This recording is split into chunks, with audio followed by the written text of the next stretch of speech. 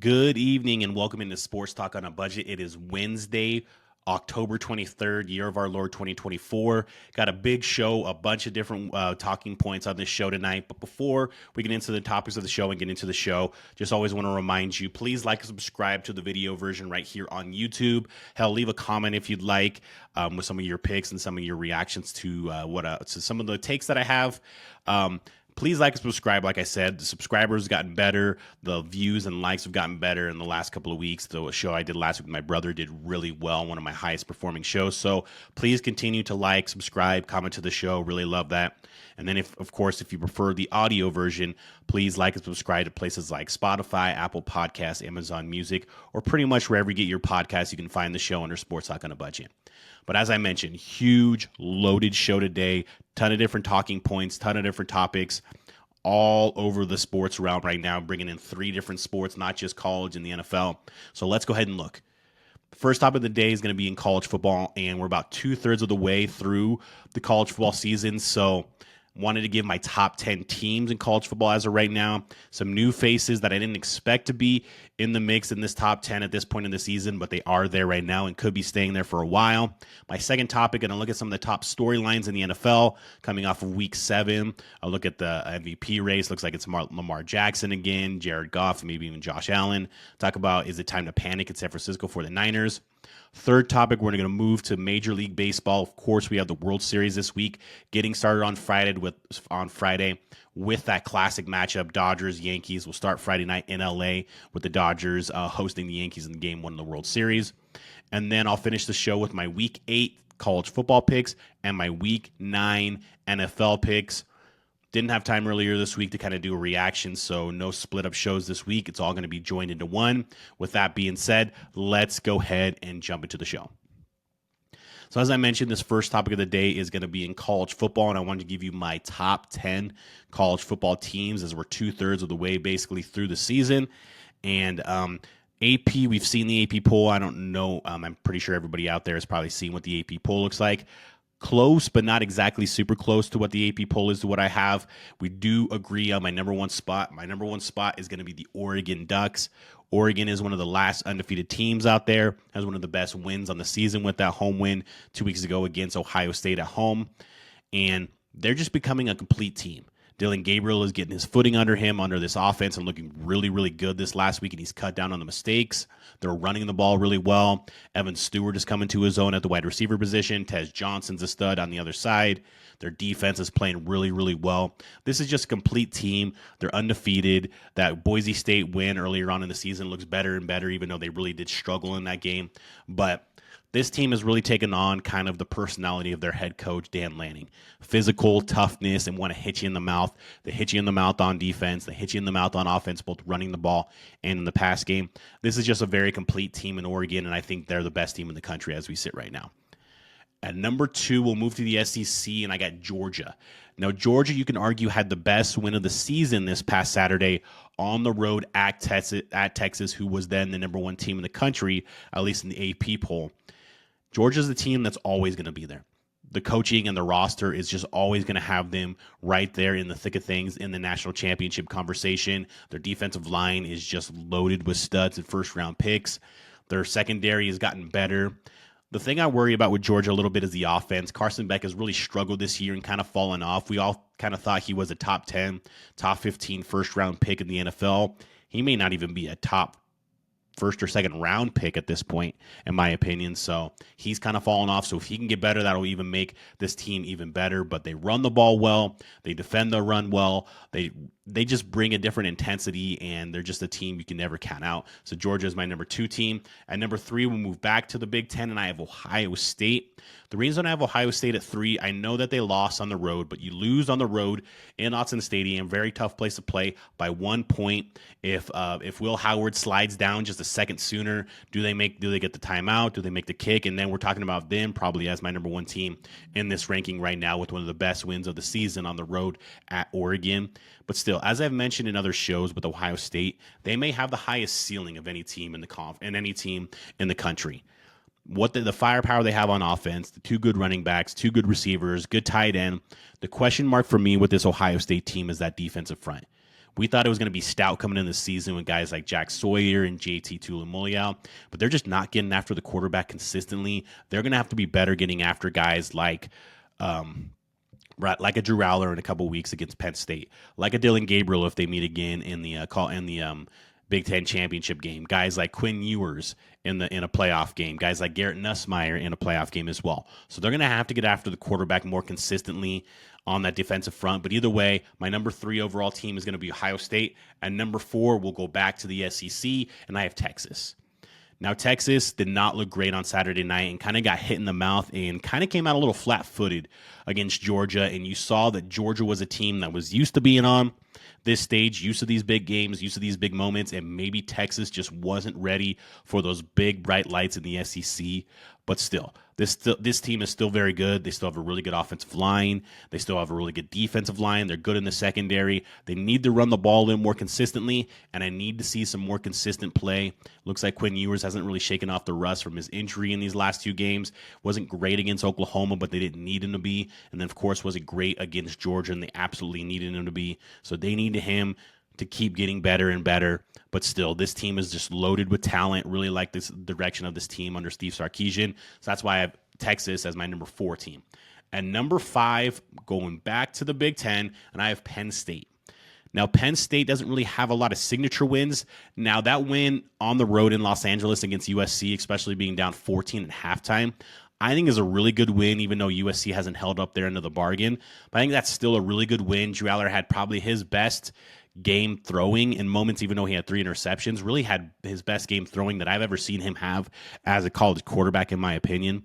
And their win at home against Illinois looks better and better as Illinois keeps getting wins. And this team looks a lot more complete. In years past, it was defense and running the football. Now Drew Aller is starting to get involved. Now that offense with Drew Aller and with that 2-headed monster at running back with Nick Singleton and Katron Allen. And then freaking Tyler Warren, I think he's catching balls against USC still at this point. 17 receptions in that game just blew my mind. I was really upset with that as a USC fan. But either way, Tyler Warren's an absolute stud and mismatch, so that's always going to be a feather in their cap as well. So that's why I got Penn State at number 5. Sneaky game on the road this week at Wisconsin. That'll be one of the games I break down later, but sneaky game there. Could be a tough one for Penn State as they could look ahead to Ohio State next week, which is going to be a really big game, of course. At number 6, I'm going to go with LSU.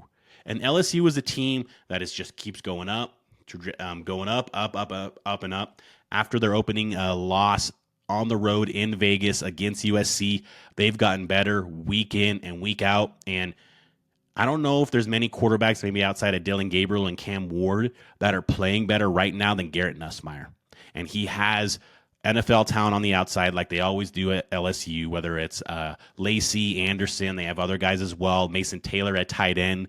So he has people to spread the ball around with. And the thing that's the key for this LSU team is the defense keeps getting better and better and better each week under Blake Baker, their new defensive coordinator. I thought it was kind of a tough spot last week against Arkansas, even though I picked LSU to win and cover. They went in there and handled Arkansas and didn't look rattled at all. They have a road game this week against Texas A&M in College Station. That'll be another game I break down later, but that'll be a huge game. But really love the trajectory of this LSU team, and that's why I got them at the number 6 spot. At the number 7 spot, we're actually going to bring in a team that's not in the SEC or the Big Ten, and that is going to be in the ACC, and I have Clemson. Clemson, just like LSU, had a week 1 loss, and a lot of people kind of wrote them off at that point. But what they've done ever since losing that game to Georgia week 1 has gotten better and better and better. Cade Klubnik probably up there with guys like Nussmeier, Cam Ward, and Dylan Gabriel as quarterbacks that may be playing the best right now. He looks really good. They're running the ball really well. And shocker, Clemson under Dabo Swinney is playing good defense. They're playing stout defense. They're scheduled. They should win out and get to the conference championship game with just the 1 loss against Georgia. So I really like this Clemson team, really like the trajectory of them. That's why I have them at the number 7 spot. At the number 8 spot, we're going to stay in the ACC, and I have Miami. Now, the reason I have Miami lower than what they probably should be and lower than what the AP poll has them, even though they're undefeated, is this team, they worry me on the defensive side. This team reminds me a lot of the 2022 USC Trojans with Caleb Williams. And USC in 2022 did not have a good defense, was giving up 35 to 40 every week, but they were winning every week because they had the best player in the country, the future Heisman Trophy winner in Caleb Williams. That's what this Miami team reminds me of. Now, they're probably a little bit better on the defensive side than that USC team was, but not much. And they're giving up 35-40. They get 45 this past week and had to win 52-45 against Louisville. It's not sustainable to win games that way. Eventually, something's going to happen. You're not going to have your A game, and you're going to lose. And that's what happened to that USC team, and that's what could happen to this Miami team. But Cam Ward, I think, as of right now, is your Heisman Trophy winner, best quarterback in the country right now. He is playing outside of his mind. So as long as he is on the sideline for Miami, they have a chance in any game. But that defense really worries me, and that's why I have Miami at the 8 spot. And then at the 9 spot, we're going to move to the Big 12, and I have Iowa State. Iowa State is undefeated undefeated overall, of course, undefeated in Big 12 play, sits at the top of the Big 12 conference right now with BYU, who's another surprising team. This Iowa State team just always seems to take on the personality of their head coach and Matt Campbell. They're physical, they play defense, they run the ball, and their quarterback, Rocco Becht, is getting better throughout the season. He throws the ball a lot better than people know. He actually runs the ball pretty well as well. They can run the ball, they play good defense, had a scare and kind of sputtered against UCF, but that's going to happen throughout the season. They responded, got the victory, stayed undefeated. That's what good teams do, and this Iowa State team is a really good team. They have a huge showdown in 3 weeks against Kansas State on the road in Manhattan. That'll be a tough game, but this Iowa State team is a really good team, and I really like the trajectory of Rocco Becht, their quarterback as well, so that's why I have them at the number 9 position. Rounding out my top 10, we'll go back to the SEC, and we have Tennessee. And Tennessee got a huge victory at home this past weekend against Alabama. Now, Tennessee, this isn't the Tennessee of 2 years ago when they had guys just running all over the field and just stars all over the place and putting up 40, 50 points a week on offense. That's not that team anymore. This team does it on the defensive side with a stout defensive front, just littered with guys that are probably going to be playing in the NFL. James Pierce is one of the best defensive players in the country. He'll be a top 10 pick in the NFL. And that's how they won the game against Alabama. The first half, they couldn't do squat on the offensive side. Their defense kept them in the game, kept Alabama's score lower than what it could have been, kept Tennessee in the game. Offense started going in the second half. I really like when they get Nico Iamaleava on the move. He's really good with his legs, and he actually throws better on the move than he does standing in the pocket. So they need to do that even more. Their running back is a stud. He is going to be a tough person to stop for any team in the SEC. And Nico Iamaleava in that second half against Alabama started to look like what we thought he could be. If he can just continue that trajectory, get better and better each week, this team could be really dangerous. So that is going to be my 10th team, Tennessee. Let's just go ahead and recap my top 10. Number 1, I have Oregon. 2, I have Georgia. 3, I have Ohio State. 4, I have Texas. 5, I have Penn State. 6, I have LSU. 7, Clemson. 8, Miami. 9, Iowa State. And 10, Tennessee. I'm going to throw in an honorable mention real quick, and that is the Indiana Hoosiers. The Indiana Hoosiers are a 7-0 team. They're undefeated in Big Ten Conference play. They just hammered Nebraska this past Saturday. Curtis Rourke, their quarterback, it looks like he's going to miss this game this week against Washington, but he's been playing outside of his mind. They've been running the ball really well. Coach Signetti, Coach Sig is what they call him, Kurt Signetti, has really turned around that program in a hurry. They brought in a ton of transfers from teams that were good last year and veteran transfers on the team as well. They've gelled really quickly. This Indiana team is legit. That's why I have them basically as my 11th team and my honorable mention. But let's go ahead and move to the NFL now with my second topic. And the first 2 teams and players I want to talk about are going to be the Baltimore Ravens and Lamar Jackson, and the Detroit Lions and Jared Goff. And let's go ahead and start with the Baltimore Ravens. What an absolute show they put on Monday night against the Tampa Bay Buccaneers. 5 touchdowns throwing for Lamar Jackson, 150-plus yards on the ground for Derrick Henry. They looked like the juggernaut that everybody thought we could be. That tandem, I remember talking about going into the season with my preview, and even when they got Derrick Henry, that tandem, how do you game plan for the versatility and speed and quickness of Lamar Jackson running the ball, and then just the absolute hammer that Derrick Henry is. How do you game plan for that mismatch that they're going to present you every week? Teams haven't been able to do, at least not in the last 5 weeks. They're a 5-2 team. They've won 5 straight games since losing, just inexplicably losing in week 2 to the Raiders, which was just an unbelievable loss. But they're getting better and better each week. Lamar Jackson is the MVP candidate again. I don't know if he is going to win the award this year because there's probably going to be a little bit of voter bias because he's won 2 of the last 4 awards. But still, he's playing outside of his mind. Derrick Henry's playing outside of his mind. They have 2 MVP candidates, in my opinion, on that team. But the other person I think who's in the running right now and should be at the top of anybody's MVP candidate is going to be Detroit Lions quarterback Jared Goff. Jared Goff has more, I think they have more touchdowns in the last 4 weeks than he has incompletions. I think he's got like a total of 6 incompletions in the last 4 games. He has just been dealing these last 4 games. And he looks really good. Their offense looks really good. He has all the weapons he needs, although he will be missing Jameson Williams for the next 2 weeks because of the missed drug test. I think it was PEDs or whatever, but that might hurt a little bit. But you still got St. Brown. Laporta's getting better. They have other guys that can step in and probably pick up that role. And then you have 2 backs that are great out of the backfield receiving, whether it's Jahmyr Gibbs or David Montgomery. So either way, I really like what Jared Goff's doing. And Jared Goff's a guy, yes, he's not going to run the ball very much. He's not going to scramble around. He's not going to make flashy plays. But if you can protect him, and they have the best offensive line in the league, and keep him upright, he can tear up defenses. And that is exactly what he's doing right now. He doesn't get a lot of love. Everybody knows what the trade a couple years ago. Sean McVay basically kicked him to the curb a couple years ago, and he has just responded year after year. And then this year, he's had his best year, or his best start to the year of any of his career. I think he's probably the 6th best quarterback in the league. I'd probably go Mahomes, Allen, and Lamar. You could split hairs who's 2nd or 3rd.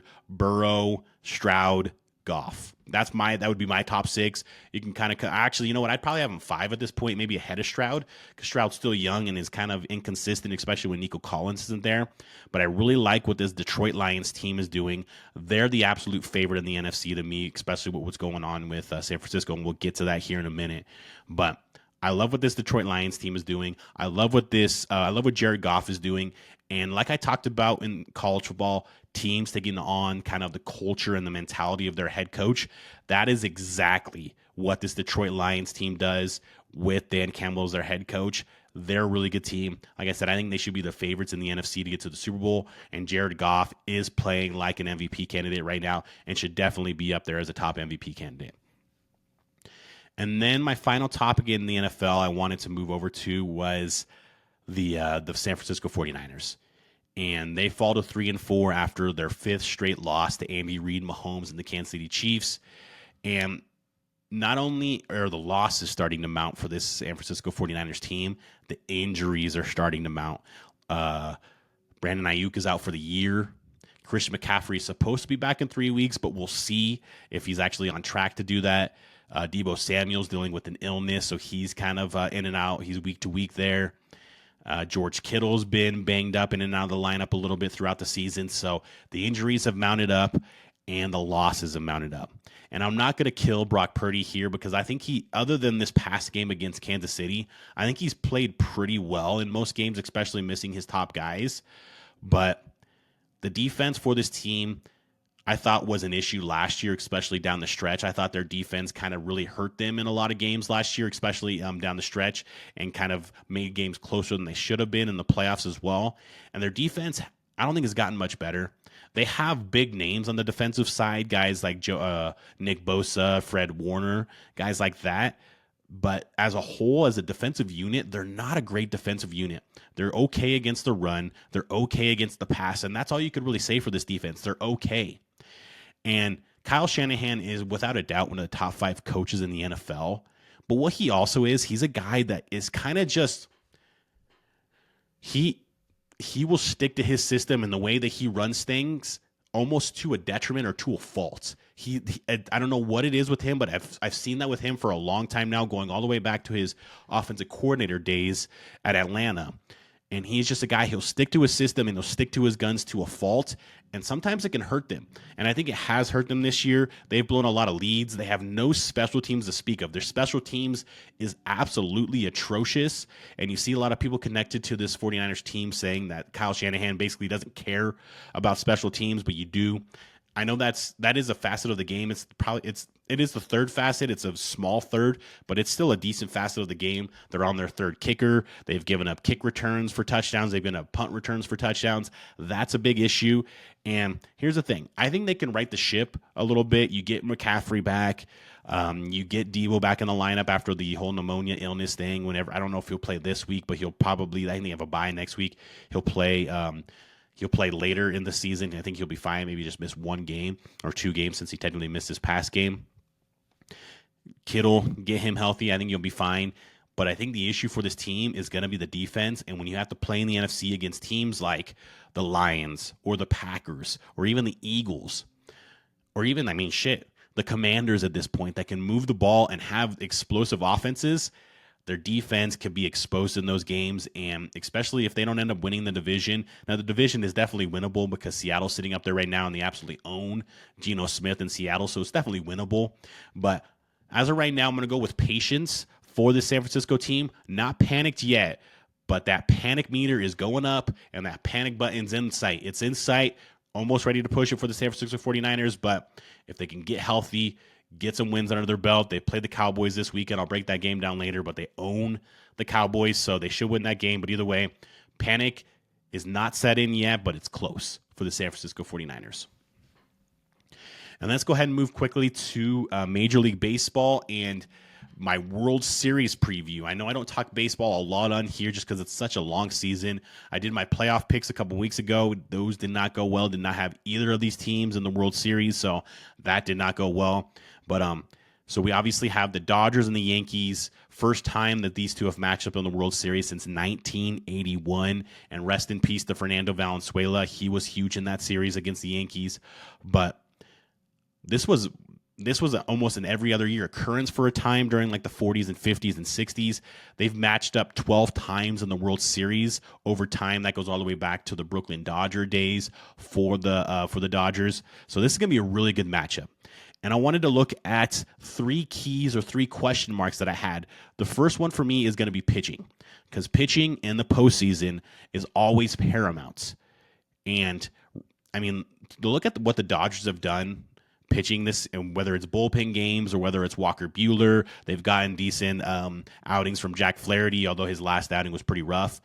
But I thought that was going to be an absolute liability for this team going in the playoffs. The Dodgers, their pitching has been really good. I think they had like a three-game scoreless stretch for a minute there against the Mets, or going from the Padres series to the Mets.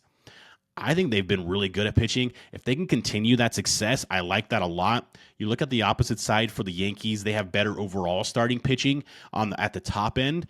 But let's be honest. That series against the Guardians, it was a lot of offense from both teams. There wasn't a lot of great pitching duels in that series. There was a ton of offense and a ton of timely hitting for the Yankees. So as of right now, I'd probably get the pitching edge just because what I've seen recently in the playoffs so far to the Dodgers, and that could be huge.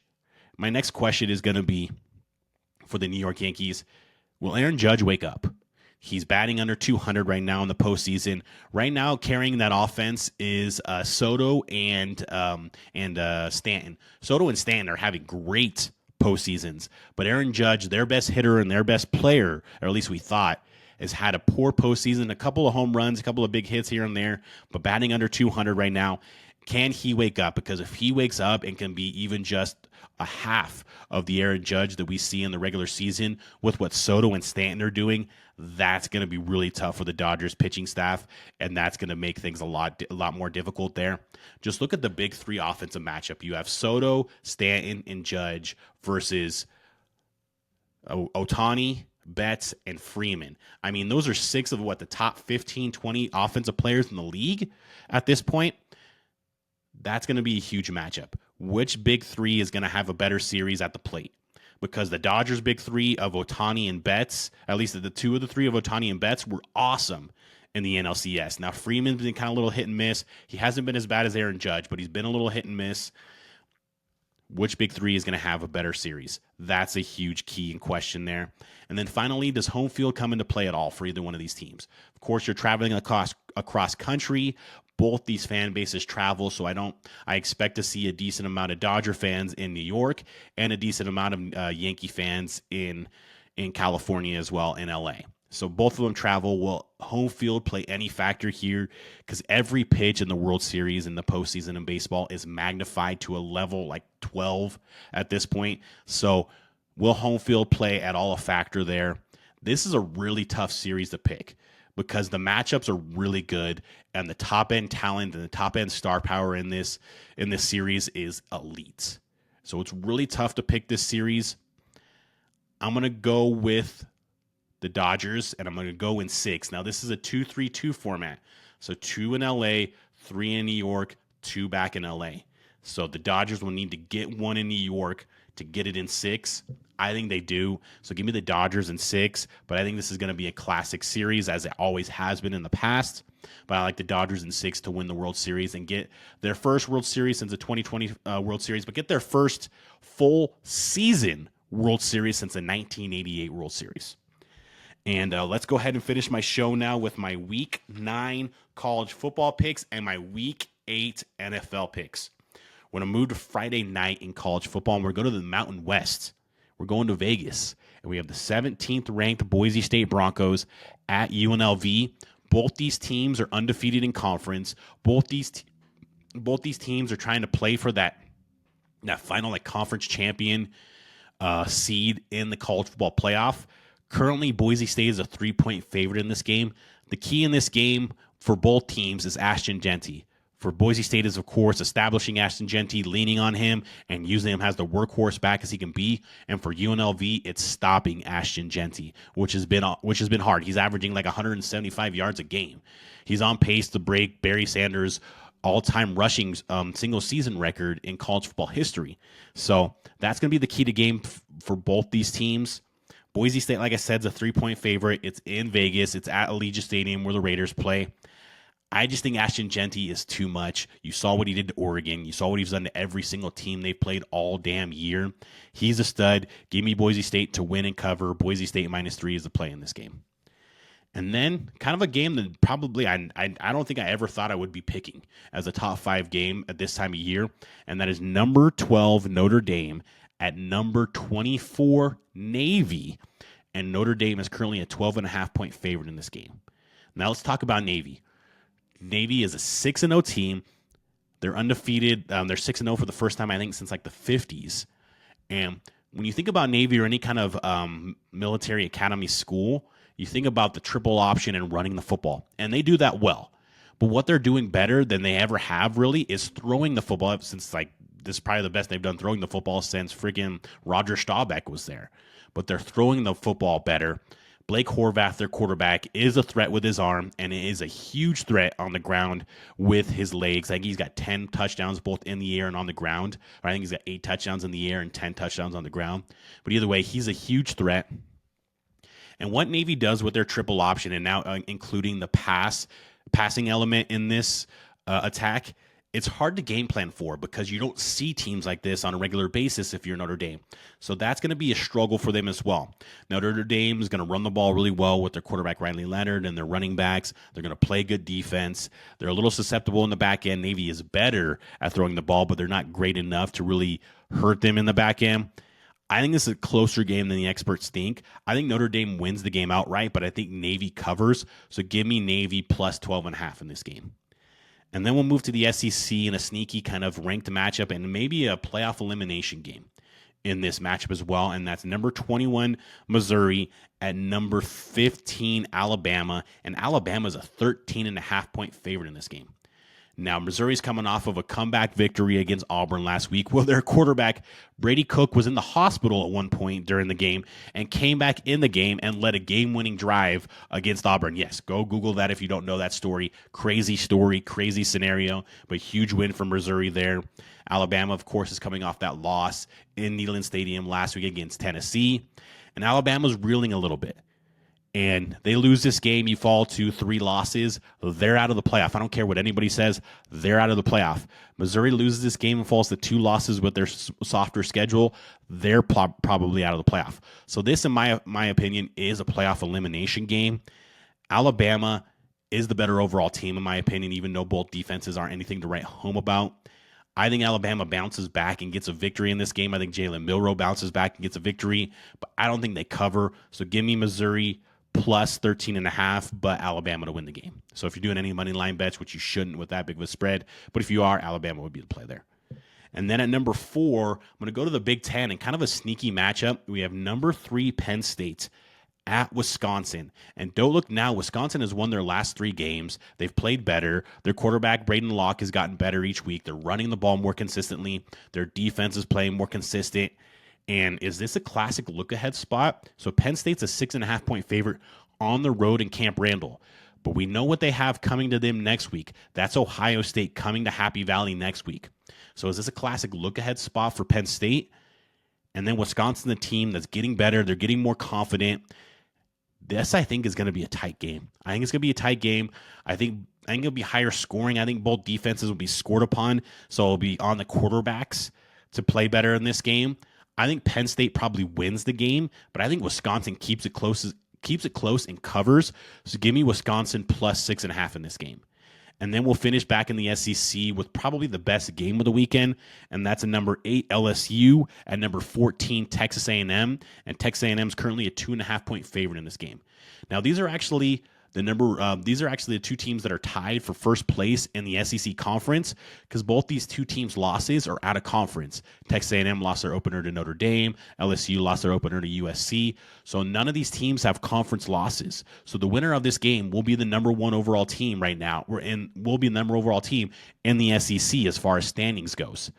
And as I mentioned in my rankings, I really like this LSU team. The trajectory of this LSU team gets better and better and better each week.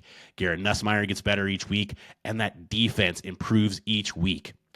Texas A&M, on the other hand, they're going to play good defense. Their defense is stout both in the front and in the secondary. The wild card for Texas A&M is their quarterback, Connor Wegman. And I just don't know which one we're going to get. Are we going to get the guy against Missouri who looked like a first-round pick in the NFL, or are we going to get the guy last week against Mississippi State who looks like a guy who could be an undrafted free agent in the NFL draft? So which quarterback are we getting in Connor Wegman? The uncertainty there, I don't love that. And I love, like I said, the trajectory of this LSU team. So give me LSU to win and covers because they're the dog in this game. So LSU plus 2.5 is the play there. And then we have...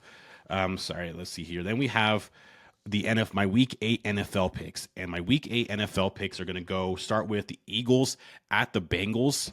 And the Bengals are currently a 2.5-point favorite in this game. Now, both these teams, the Eagles had a good week last week, but they're playing a depleted Giants team who's not good and has a lot of injuries. So don't know how much stock we can put in that game. And then the Bengals went on the road against a Cleveland Browns team that they struggle with and kind of struggled with as well, but got the victory. So don't know what to kind of take out of that game either. But either way, I've been back and forth on this game. I'm going to go with the Bengals at home and Joe Burrow in the best passing attack currently right now in the NFL. Joe Burrow, Jamar Chase, T. Higgins. The Eagles week to week are kind of an anomaly. They're good one week. They're not good yet in the next week. So don't know what to really expect out of them this week. I think the Bengals can get their season going and keep it on track and get the victory. So Bengals minus 2.5 is the play for me there. And then we'll go to the NFC South, and we have the Falcons going to the Bucs, and the Bucs just had a brutal night on Monday. Not only did they get hammered and give up a ton of points to the Baltimore Ravens and Lamar Jackson, but they also lost Mike Evans for the next 2 weeks at least, and they lost Chris Godwin for the year. So brutal night for the Tampa Bay Buccaneers on Monday night. Short week. How do you respond? I like the mental fortitude of this team. I like the mental fortitude of Todd Bowles. I like the mental fortitude of Baker Mayfield. I think they could win this game. They're a 2.5-point underdog at home. This Falcons team, ever since their win against the Buccaneers, has not looked good in the last 2 weeks. They barely squeaked by a bad Panthers team 2 weeks ago, and then looked awful at home against the Seattle Seahawks this past Sunday as well. So don't like the trajectory of the Falcons right now. I think the Bucs will rally around their coach and quarterback in Baker Mayfield, find some other weapons. So give me the Bucs to cover. Bucs plus 2.5 is the play there. And then we'll go to a game, an interconference game, and this is actually going to be all the way on the West Coast, and that is the Bills at the Seahawks, and the Bills are currently a 3-point favorite in this game. Seahawks look really good, as I just mentioned, against Atlanta last week. The Bills kind of sputtered out the gate against the Titans, but came back with a vengeance. Amari Cooper in his second week, he scored a touchdown last week, but that was really his only reception. Keon Coleman's getting better. Shakir looks healthier. James Cook is still running the ball well. This Bills team, I think, is just rounding into better shape as the season goes on. The Seahawks team is doing the same. So you can't just discount the Seahawks team, but I just really like this Bills team and what they have to offer. So give me the Bills to win and cover. Bills -3 is the play there. And then we'll go to maybe the game of the weekend, in my opinion, and that is going to be the battle of rookie quarterbacks, we think, and that is the Bears at the Commanders. Caleb Williams will be playing for the Bears. Jane Daniels is kind of a game-time decision a little bit for the Commanders after the rib injury last week against the Panthers. I really hope we get the rookie versus rookie because that would be just huge. That would be great football if we can get the rookie versus rookie matchup there. Look at these two teams. The Commanders are getting better on defense. Now, they played the Panthers last week, so I don't know how much you can take from that because the Panthers are not a good team. Even with Andy Dalton at quarterback, they are not a good team. But they're getting better on defense. Their offense has a ton of weapons now, whether it's McLaurin, Robinson, Eckler, Zach Ertz. They have a ton of weapons that they can spread the ball around to. But I really think they're going to need Jane Daniels in this game, even though Marcus Mariota played well against Carolina. Jane Daniels just gives you that extra boost and that extra element of running and his legs and just that extra juice for that offense. So I think they're really going to need that because they're playing a really good defense in the Chicago Bears. The Chicago Bears are playing really good defense. They get after the quarterback. They play well on the back end with guys on the back end that they have there. And they're getting better on offense. They're running the ball really well. The last 3 games, DeAndre Swift has ran the ball really well. Caleb Williams is getting better and better and better each week. His trajectory is going up as well. He's getting the ball to guys like Cole Kmet, Keenan Allen, of course, DJ Moore, Roma Dunze, spreading it around. They're getting better. I think just with the uncertainty with Jane Daniels, and the Bears are actually a favorite in this game on the road in Washington. Homecoming game for Caleb Williams. He's actually from the D.C. area, went to high school in the D.C. area, and they're a 1.5-point favorite in this game. I think the Bears win and cover, so give me the Bears -1.5 in this game. And then we'll finish my NFL picks with the Sunday night game. Classic matchup as far as brands go, but it really hasn't been much of a classic matchup as far as games go the last couple of years, and that is the Cowboys at the 49ers. 49ers are a 4.5-point favorite. Both these teams are reeling right now. The Cowboys are coming off of a bye, but before that, they got absolutely hammered at home against the Detroit Lions, and their owner is just running his mouth like he does, and he maybe needs to pull a Joe Biden and just get the hell out of there because he's really ruining the team and the morale there. But either way, both teams are reeling. The Cowboys don't defend the run well, so I think Jordan Mason will have a great game for San Francisco 49ers. The Cowboys don't really have much of an offensive weapon outside of CeeDee Lamb, so look for the Niners to just double cover CeeDee Lamb and see what else they can do. They don't run the ball well with their 3-headed, I don't even know, not a monster, with whether it's Dowdle, Zeke Elliott, or Deuce Vaughn. None of them run the ball well consistently. The Niners, yes, are banged up. Brandon Ayuk's out for the season. Deebo Samuel, we'll see if he plays this week with the pneumonia issue. George Kittle is kind of a game-time decision as well. He's been in and out of the injury report this week. So this may not be an aesthetically pleasing game just with the injuries and the ineptitude on the Dallas side, but I'm going to go with the better coach. I'm going to go with the better overall team, and I'm going to go with the team that owns the other team in this matchup and give me the 49ers to win and cover. 49ers -4.5, win on a Sunday night. It's going to look like a big win, but it's really not a big win because the Cowboys aren't a good team this year, but 49ers win and cover. 49ers -4.5 is the play in there. That has been my show. Thank you for watching and listening. This is Sports Talk on a Budget. Again, if you like the video version, please like and subscribe right down here. Hell, leave me some of your top picks for the week or any comments that you have about the show. If you prefer the audio version, it is available on places like Spotify, Apple Podcasts, and Amazon Music. Thank you again for watching and listening, and have a great day.